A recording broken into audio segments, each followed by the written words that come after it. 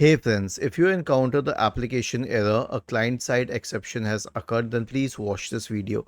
Now, believing that it is browser specific, here are 4 solutions we will follow. Now, I will try this on the Microsoft Edge browser. It will be similar for other browsers. Click on these 3 dots at the top right corner, select history and click on the bin symbol. Change the time range to all time and select clear now. Click on these 3 dots once again, select extensions and then manage extensions. Find problematic extensions and remove them. You will have to use the hit and trial method for it. Then select help and feedback and click on about Microsoft Edge. Now I'll tell you what it does. It will check for the updates, the latest updates, and update it to the latest version. And the last one will be to go to settings. Now select reset settings, restore settings to the default value, reset it. Was this helpful? If yes, then please subscribe to the channel.